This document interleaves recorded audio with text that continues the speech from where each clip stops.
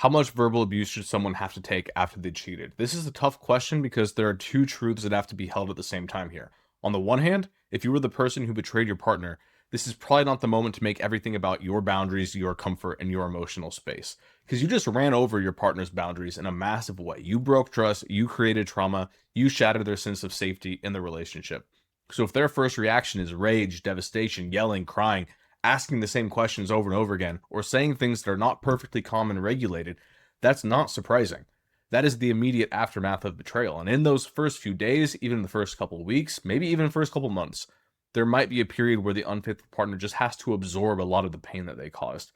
Not because verbal abuse is healthy, not because punishment is healing, but because when you create that level of devastation, you don't get to immediately demand that the person you hurt express their pain in the most convenient, polished, and emotionally mature way possible.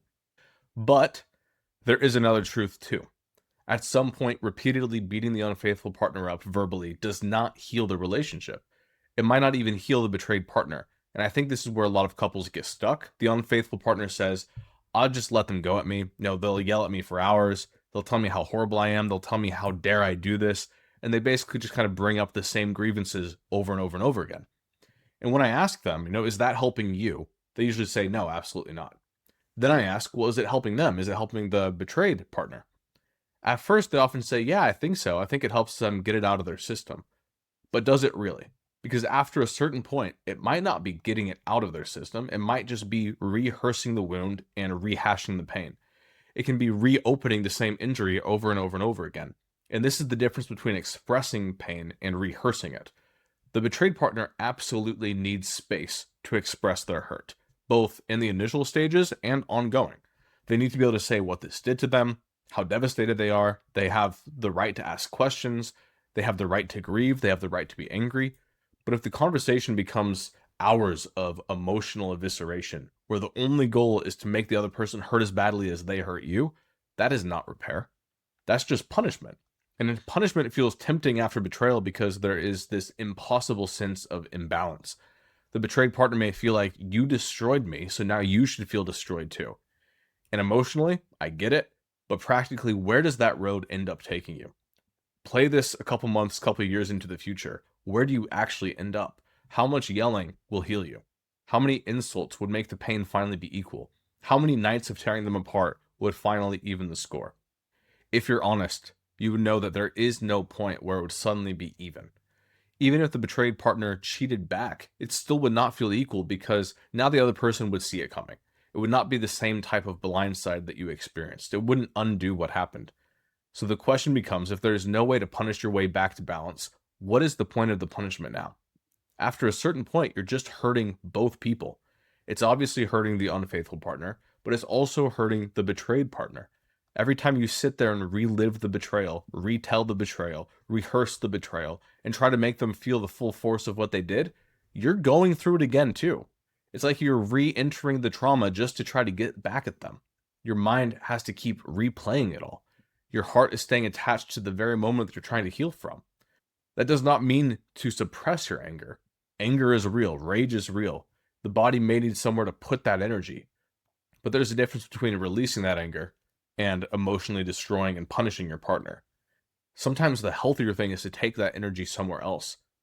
Go to a rage room, scream in your car, hit a pillow, go for a run, lift weights, journal the most brutal version of what you want to say without actually saying it.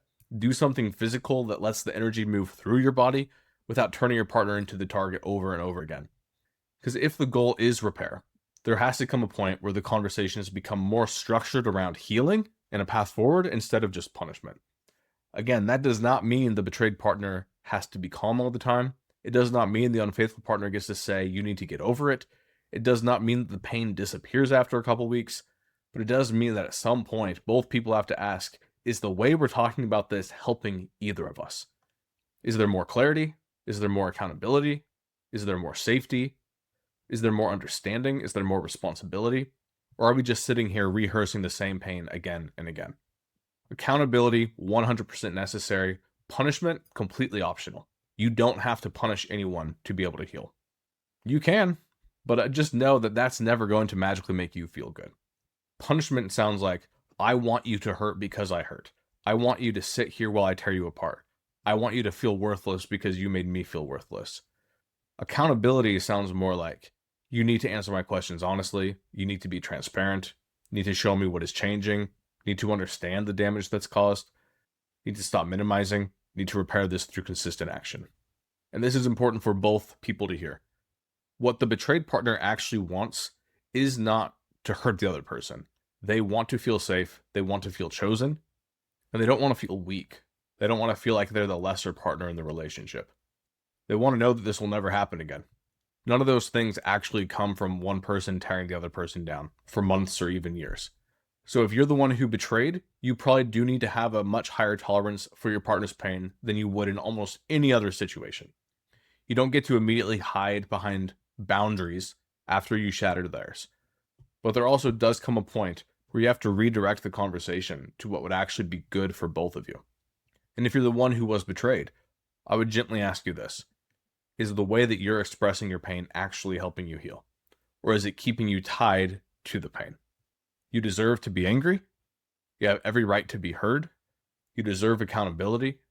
But you also deserve to heal. And healing is not the same thing as making someone else suffer.